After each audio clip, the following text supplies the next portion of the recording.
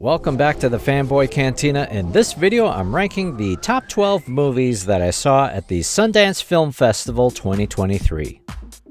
Now, the reason for the top 12 is because I saw 12 movies at Sundance 2023. I saw them virtually online. Now, what was different about 2023 compared to the previous 2 years, everything was virtual. And now this year, it was a return to in-person, but unfortunately, not all of the program's films were available to watch online. And so that was, kind of disappointing. I mean, I get the need to, return to back to normal, whatever it is, but I did enjoy being able to see all of the movies, or many of the movies, online. But that said, I did get to see a number of really wonderful films and want to share that with you all. Coming in at the bottom of the list is Bad Behaviour. This movie is a disappointing mess. It's about a former child actor and her daughter dealing with complicated past experiences and trying to find the bond and meaning that they've been looking for. Despite a stellar cast, you've got Jennifer Connelly and Ben Whishaw. This is a rudderless movie. It's got two separate storylines in the beginning, and they don't really come together in a meaningful way. And I was really blown away that I spent 2 minutes watching characters ordering breakfast.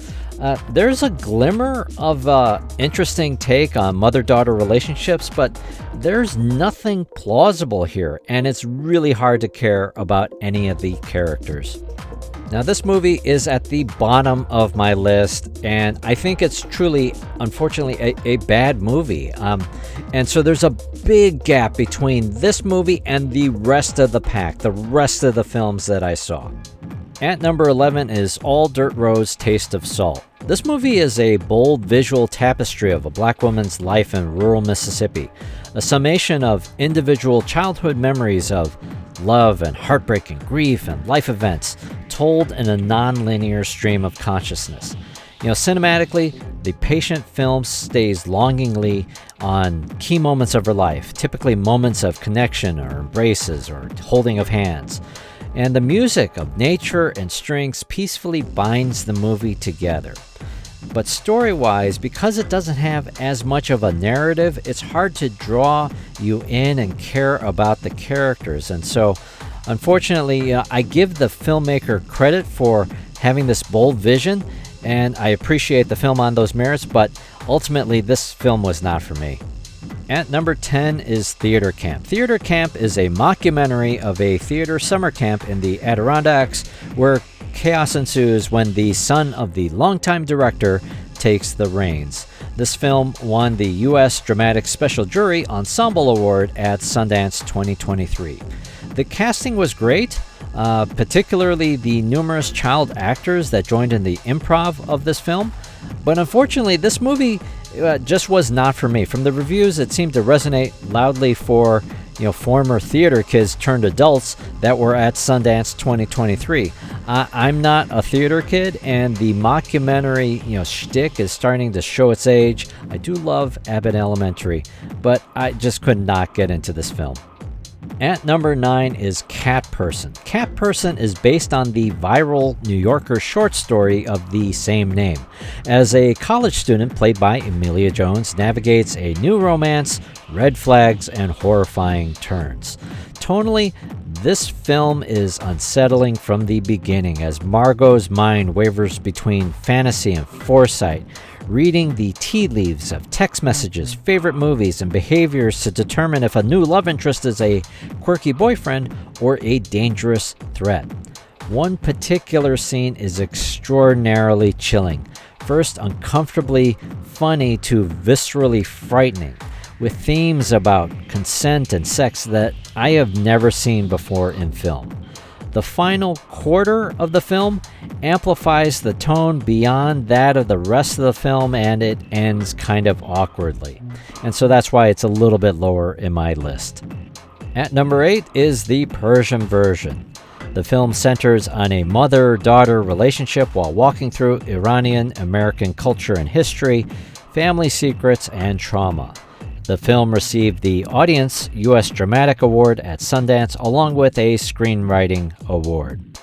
While engaging, the film is disjointed because it starts as a comedy and then gradually amps up its depth as a drama.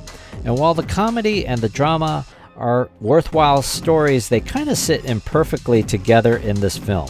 That said, by the end, it all does come together, and it really serves as a love letter for the strength and resilience of immigrant women and their daughters, especially for the fierce Iranian women still fighting for their rights today. At number 7 is Magazine Dreams. The film focuses on a bodybuilder gripped by ambition, toxic masculinity, and violence. Magazine Dreams received the U.S. Dramatic Special Jury Award for Creative Vision. Jonathan Majors is in nearly every frame of this film, and he is well suited for the role by bringing this even more buff bodybuilder physique with the acting muscle to balance the complex vulnerability and intensity to the Killian Maddox character. Now, because of the direction of this film, I think it's a difficult watch. As mentioned in the Sundance Q&A by writer-director Elijah Bynum, the movie rides the edge in keeping the audience's empathy for the character. Now, undoubtedly, it may be a push too far for some viewers. There are a lot of ideas in this film, some of which feel tonally off and extraneous to the core, but it's impossible to look away from this movie. At number 6 is 1001. 1001 tells the story of a mother and son and their journey against hardship, the weight of New York City policies, gentrification, and a secret. The film won the U.S. Grand Jury Prize Dramatic Award at Sundance 2023. There's this feeling of tension throughout the film, waiting for what may happen to Inez and Terry, though it also, I think, evokes the edge and breathlessness that comes with living in poverty and in a climate of racism. For its beats about New York City history, the film serves as reminders of the barriers faced by black families in Harlem in the 1990s and into the 2000s. Tiana Taylor is a star for carrying so much of the emotional weight of this film, but also Josiah Cross and Aaron Kingsley Adetola behind Terry are amazing. At number 5 is Jamojaya. The film portrays an upcoming Indonesian rapper and his father/former manager wrestling with grief, growing beyond one's parents, and staying true to oneself. While there is a certain predictability to the music story, there is a unique depth and pain brought to the screen in that father-son relationship. Indonesian star Yayu Unru delivers a breathtaking performance as the father, cascading emotions of grief and love for his family. Next, it's Shayda. Now, while it's number 4 on the list, I'd like to call it a tie for third. Shayda centers on an Iranian woman trying to preserve normalcy during Nowruz for her 6-year-old daughter in Australia while trying to escape the manipulations of her estranged, abusive husband. The film won the Audience Award, World Cinema Dramatic at Sundance 2023. Shayda immediately feels personal, and it is director-writer Noura Niyasari telling the story of her own mother.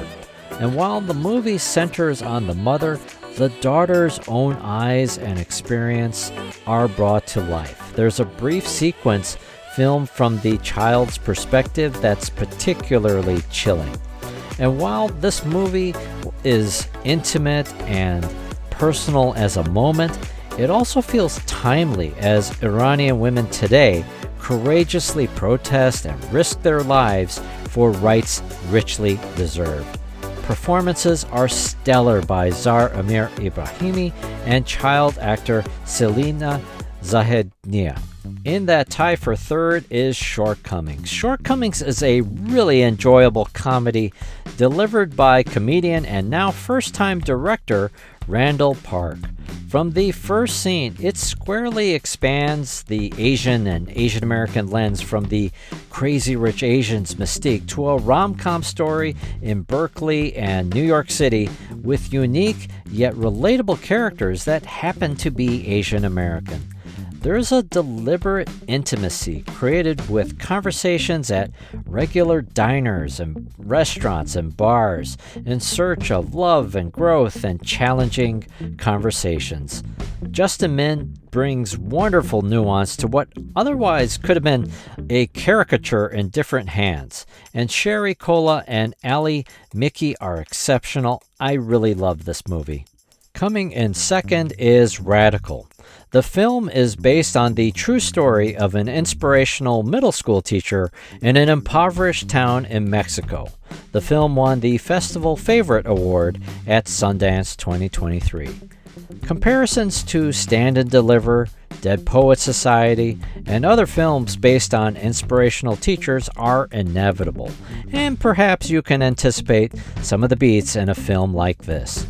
Eugenio Derbez, who played the music teacher in Coda, is wonderful here as the teacher Sergio Juarez, using unconventional means to teach about 6th grade and life. The child actors across this movie are astounding, as the director lets us to see the world from the teacher's eyes and those of the students. This film was amazing, and I cannot wait to watch it again. And my pick for the best film at Sundance 2023 is Going to Mars, the Nikki Giovanni Project. The documentary is a breathtaking visual masterpiece, blending her poetry, vintage film, and current-day footage to tell the life and journey of the master poet. The film won the U.S. Grand Jury Prize Documentary Award at Sundance 2023. On one level, it's visually captivating, impossible to look away. And at its core, it's a powerful composition of Giovanni and her poetry across the decades. Though some poetry and vignettes are 50-plus years old, the words and power are undeniably timeless, speaking across generations and races and spaces.